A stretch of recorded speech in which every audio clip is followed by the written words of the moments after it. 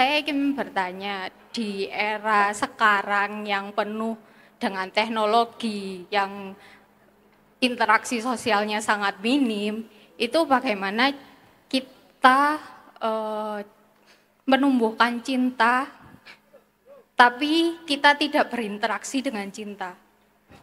Jero iki. Teknologi itu seperti angin yang sangat besar yang tidak bisa dikontrol. Tapi jangan lupa, manusia itu seperti itu karena kesalahan budaya kita, yang termasuk Bapak Ibu kita juga. Karena menganggap sekolah adalah penitipan anak. Gunakan semua manfaatkan semua kepepetan dalam hidup sebagai pintu ilmu dari Tuhan yang sedang pengen mengajarkan kita sesuatu.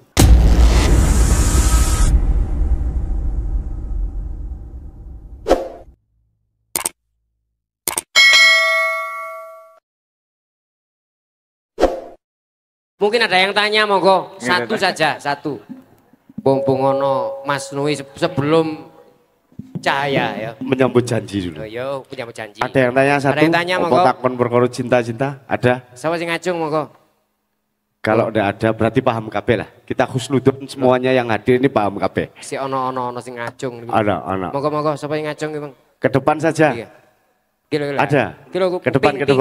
Lah, Rendo. Sini ke depan. Nggih, ayo. Pakai hadiah. Piro, sampean piro? Waduh, kiai ngeten abang. Ayo. Ya. Sini. Kate dadi manten ku lemokno awake, Nduk. Si. Bentar. Arek iki gelek putus nyambung soalnya. Gini. Maju saja, maju. Oke. Gini. Tepuk tangan lah untuk adik ini. Sini. Nama.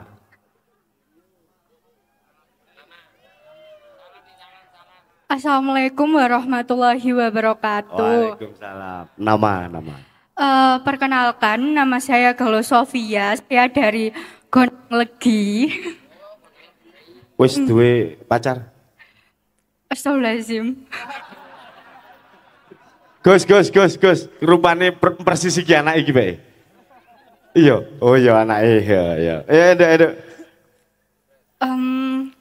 Saya mau tanya. Ngadepo nang sing takon ta lah.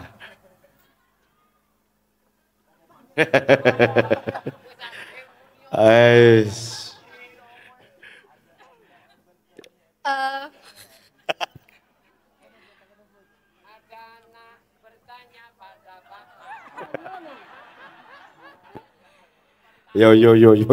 Ojo digojlok ya. Monggo. Bagaimana kalau cara Serius nggih. Kita hargai keberaniannya sampean sak mini gawe yo gak ono sing wani maju kok. Ayo, Nduk.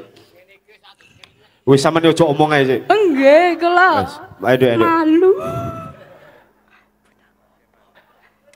Bagaimana? Sik. Ayo, Nduk, enggak apa-apa. Bagaimana? Sibuk. Nggih. Sik. Sampeyan gak wani maju sik ya. Ayo. Iki omong ae. Saya ketik dulu ya. Oh iya. Jadi ngeten Bu nggih, ngeten. Saya tak kasih sedikit pemahaman yang biasa diberikan oleh Gus Abrang dan ayahandanya. Ada sebuah keberanian yang tidak semuanya kita memilikinya. Jadi ini mental yang luar biasa. Nah, ada keinginan kemudian dia berani maju dan menyimpulkannya. No awake dhewe sing muni bengak-bengok iki lho gak ono sing wanian. Iya. Nggih, Pak. Nek tak takoni boleh enggak, Gus? Monggo, nggih.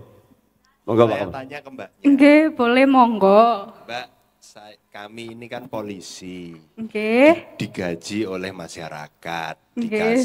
dikasih fasilitas dari masyarakat. Kira-kira kalau saya tanya Mbaknya, pengen ini polisi itu seperti apa sih Mbak yang diharapkan masyarakat? Nah. Ojo siap-siap nggih petinggi. apa yang harus diperbaiki atau unek-uneknya apa? Gitu. Ayo, ayo. Jadi pertanyaannya gini ya, polisi yang diharapkan oleh masyarakat. Kalau menurut saya, polisi yang diharapkan oleh, terutama saya yang kuliahnya di lingkungan seperti itu, seperti polisi dan tentara ya lingkungannya, saya mengharapkan polisi bisa mengayomi dan tidak seenaknya dengan masyarakat. Ya. Terima kasih. Tepuk tangan untuk Matur adik ini. nuwun, Mbak. Sudah saya catat, saya perbaiki, saya tindak lanjuti. Nggih. Ya, J. Tadi mau tanya apa, Mbak Sofia? Sudah diketik? sebentar. Ya, sabar kabeh kok iki sabar. Apa meneh Cak Farid itu sabar pol. J. Bantu ini harus tanya apa ya? Ada yang request? Monggo. Pinter arek iki. Anak sing request, apa gelem ngancani maju? Nggih, monggo. Ayo, sing jomblo-jomblo iku ngancani maju ki nek ora apa-apa, Mau, ini nang ngarep, kene nang ngarep. Sing lanang gak sih wis iki pren-pren kriminal lanang. Wedok ae kene. Maju. Kasih jalan. Oke. Iki kudu ngetok ngene ta.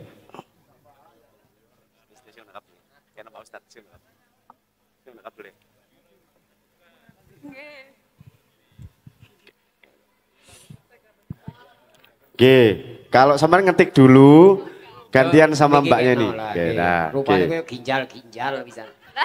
Sampai boten sandalan. Nggih, ora apa-apa ayu wae. Saya Assalamualaikum warahmatullahi wabarakatuh. Nggih, waalaikumsalam. Nama saya Putri. Saya ingin bertanya. Alamat.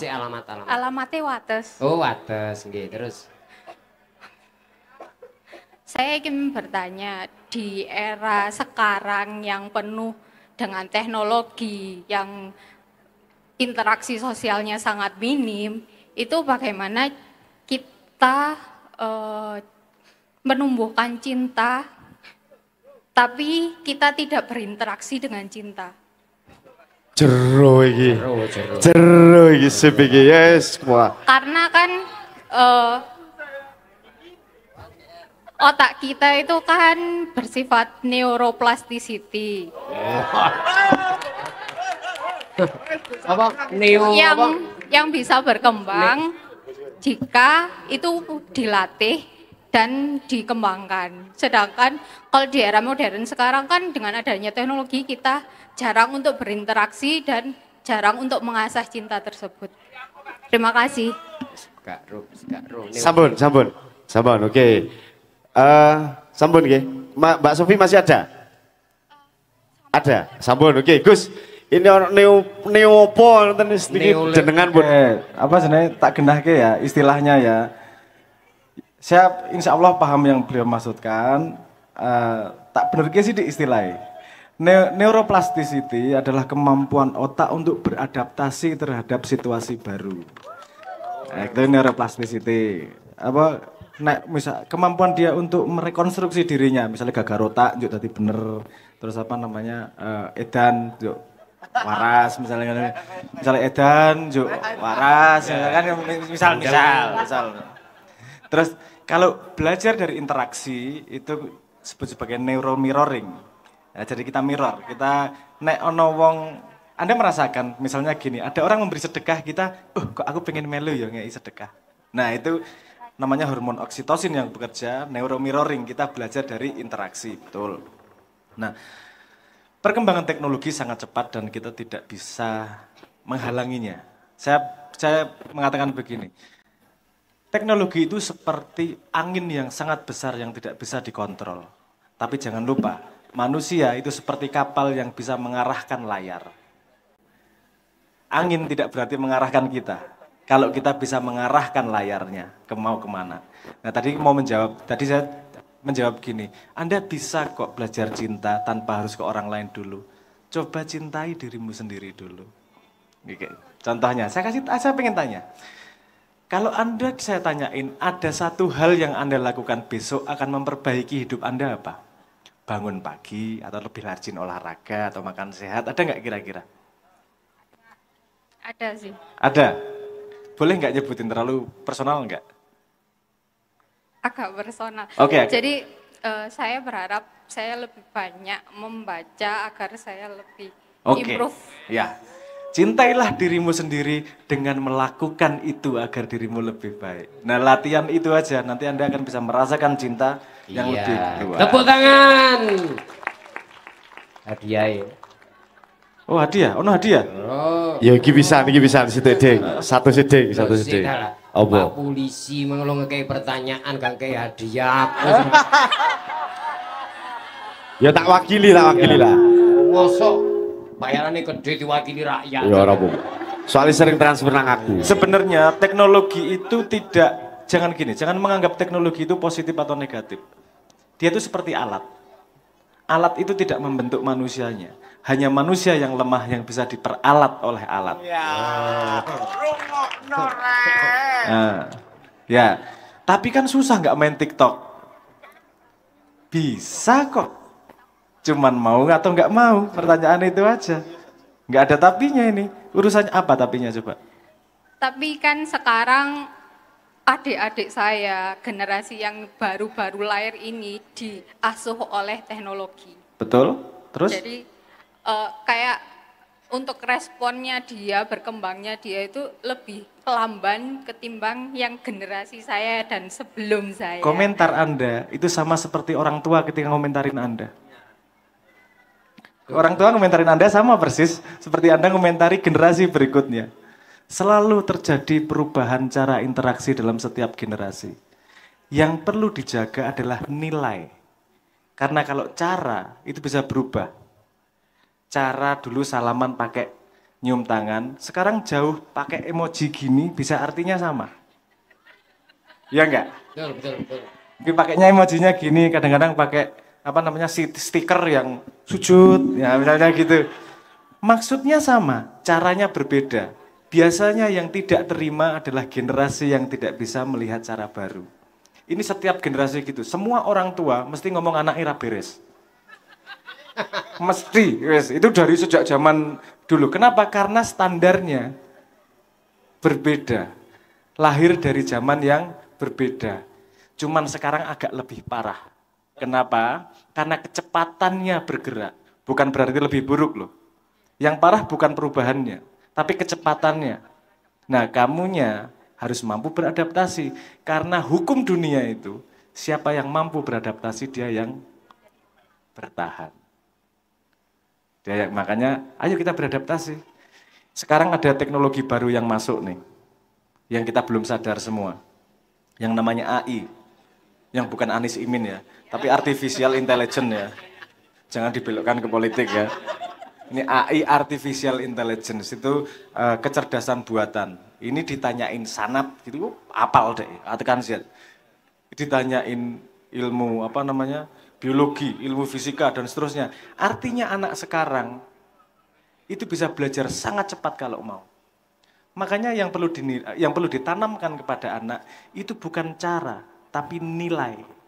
Nilai kejujuran, nilai kesopanan, nilai keadilan. Dia akan mengekspresikan nilai itu dengan cara yang berbeda di setiap zamannya. Nah, orang tua yang tidak mampu beradaptasi akan stres. Kok caranya beda toh? Tapi lihat, anak ini sedang mengaplikasikan nilai apa? Orang tuanya yang harus paham. Wong jenenge wong tua kok jaluk dipahami anak kan lucu. Harusnya orang tua yang memahami anak. Ini memang tidak mudah, Bu.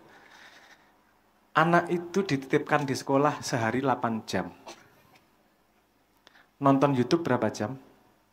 Di Indonesia, saya kasih tahu, moga-moga saya tidak salah ya, ingatan saya. Rata-rata di Indonesia itu menghabiskan waktu di internet itu 8 jam 13 menit, 14 menit sekitar itu. Entah WA, entah TikTok, entah segala macam. Menghabiskan di sosial media sekitar 3 jam. Di sekolah 8 jam. Kapan belajari? Itu karena mohon maaf, itu karena kesalahan budaya kita, yang termasuk bapak ibu kita juga. Karena menganggap sekolah adalah penitipan anak. Wis lagi sekolah beres. Padahal sekolah itu mengajarkan ilmu, bukan mengajarkan nilai. Nilai adalah tanggung jawab keluarga. Sebelum dia masuk sekolah, kalau nilainya benar, lihat statistiknya. Anak yang nilai di keluarganya sudah benar dan tertanam, pasti berprestasi di sekolah. Kalau di rumahnya ruwet, nggak punya nilai, paham maksud saya nilai ya, bukan biji rapot ya, tapi nilai. Itu makna yo nilai, senengnya nilai. Indonesia ini kan kekurangan kosakata soalnya nilai. Bukan norma juga. Kalau norma itu dilahirkan oleh lingkungan, norma bisa berubah. Sepanjang zaman bisa berubah kalau norma. Kalau nilai itu berlaku terus-menerus. Kejujuran, mau dari zaman Nabi Adam sampai sekarang ya baik. Ya harus kita pegang, misalnya keadilan harus kita pegang terus. Tapi kalau norma dan cara itu bisa berubah terus-menerus. Nah, ini kalau mau reformasi beneran, itu tidak hanya di anaknya, tapi orang tuanya nomor satu yang harus memahami. Ini bentar lagi ada yang namanya AI, Artificial Intelligence. AI itu gini, gampangnya gini aja Bu. Ibu pernah WA-an sama sama bapak? Pernah dibalas WA-nya ya? Kok tahu yang balas bapak? Tahu nggak? Bener yakin yang balas bapak? Nggak tahu toh? Kalau yang balas kambing gimana?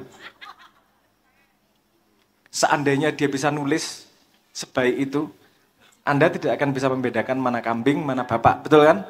Karena kelihatan cuma dari tulisan. Iya nggak? Paham maksud saya? Nah, AI itu adalah salah satu teknologi yang, gampangnya gini. Dia bisa seperti orang kalau kita chat. Dan dia pinter banget. Kita tanyain, dia jawab, kita suruh bikin apa, dia melakukan. Nah tadi ketika Pak Kapolres nanya, polisi harus apa, aku jadi pengen ngomong, polisi gedeng apa ya. Rasio polisi Indonesia, rasio polisi dan penduduk di Indonesia itu rasionya masih belum ideal. Betul ya, masih sangat belum ideal. Tapi saya pengen usul sama kepolisian, sama banyak institusi, ini ada teknologi baru tuh, namanya Artificial Intelligence. Ini bisa sangat membantu efektivitas dari semua departemen dan semua perilaku yang dilakukan oleh manusia. Jangan ngomong baik buruk dulu. Semua teknologi itu kalau makainya bener, pastinya jadinya baik. Itu tergantung manusianya. Jadi, ayo Pak, delok teknologi anyar Pak. Itu sangat bisa dimanfaatkan untuk efektivitas dari kepolisian maupun semua departemen yang lain untuk bisa meningkatkan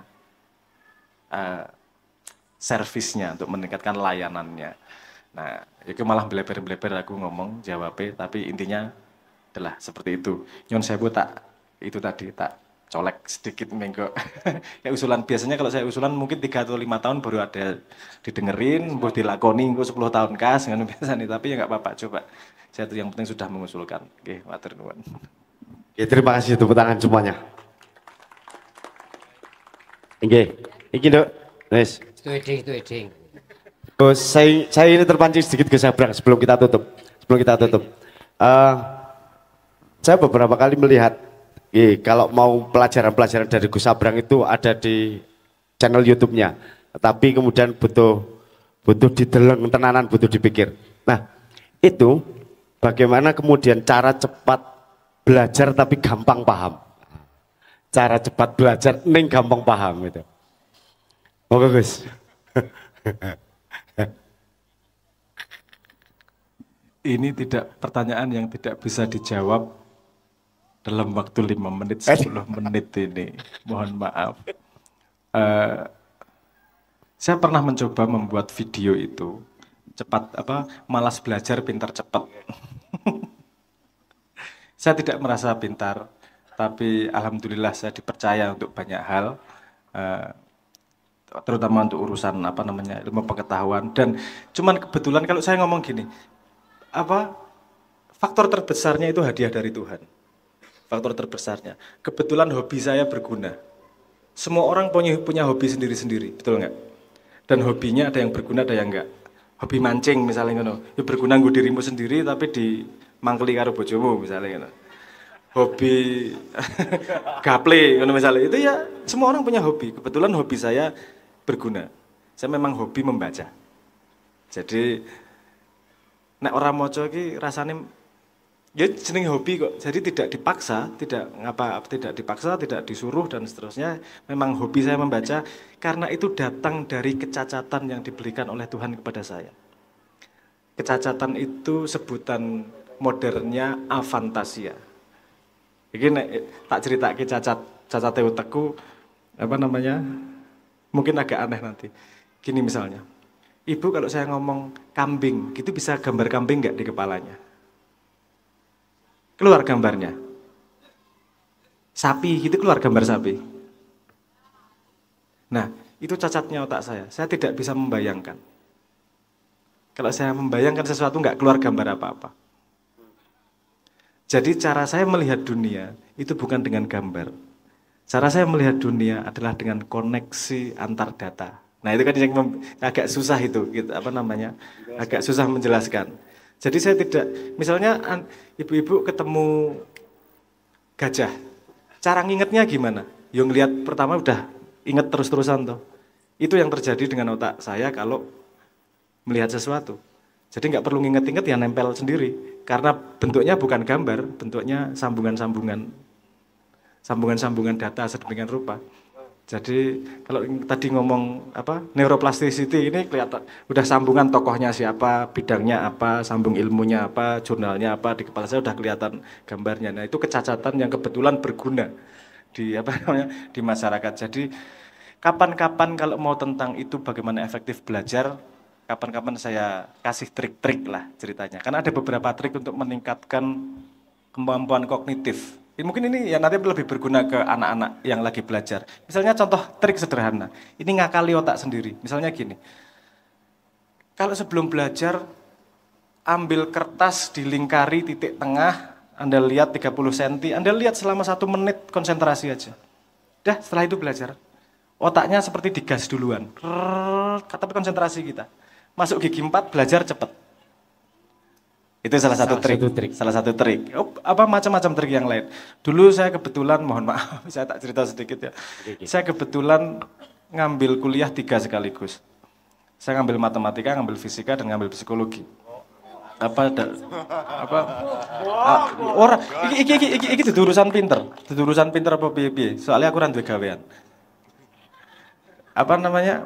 Ya saya pengen tahu aja yang namanya ilusi dunia ini seperti apa. Karena saya dari kecil merasa bahwa ini dolanan nih.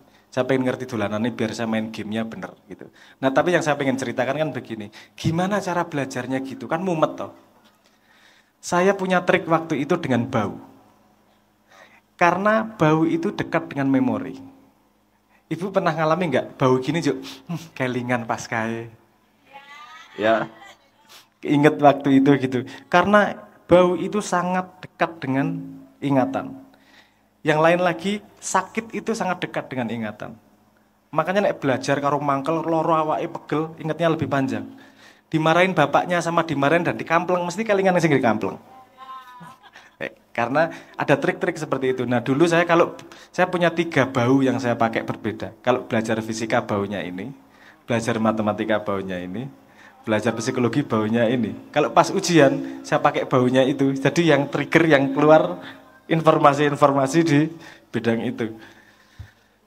Dan manusia perlu, kalau Anda tidak memojokkan diri Anda, tidak akan keluar kapabilitas-kapabilitas itu. Salah satu contoh kapabilitas yang keluar tanpa sengaja karena sangat kepepet, karena tidak mudah belajar 3 mata kuliah sekaligus. Saya sampai saking nggak cukup waktu untuk mengerjakan pekerjaan, saya biasanya sampai mengerjakan PR ketika ngimpi. Saking kepepet, saking sudah nggak cukup lagi, saya memaksakan diri dalam sebuah keadaan perang, badan mencari solusi sendiri. Jadi yang paling sering PR fisika, saya tidur, saya inget-inget, mimpi, PR-nya kayak gini, saya tidur, ngerjain di mimpi, bangun ditulis. Jadi 24 jam kepake. Jangan ngomong wah itu enak ya bisa gitu. Itu melalui kesakitan luar biasa. melalui kepepet luar biasa. Makanya orang yang tumbuhnya kuat kalau di Jawa itu kan masuk ke kawah candra di muka. Artinya dia dalam keadaan yang tidak enak, keadaan kepepet, susah. Wong Jawa mbiyen ngejak kue topo dan seterusnya. Itu adalah agar kamu terlatih untuk mengeluarkan sesuatu kapabilitas yang sebelumnya tidak keluar karena kamu tidak memepetkan dirimu sendiri. Jadi ketika Anda kepepet utangi ora bayar-bayar, kudune luwih kreatif. Kan gitu. Jadi gunakan semua kepepet, manfaatkan semua kepepetan dalam hidup sebagai pintu ilmu dari Tuhan yang sedang pengen mengajarkan kita sesuatu. Ketika kita sudah punya cara berpikir itu, hidup isinya adalah ilmu dari Tuhan tanpa henti. Insya Allah seperti itu. Matur nuwun.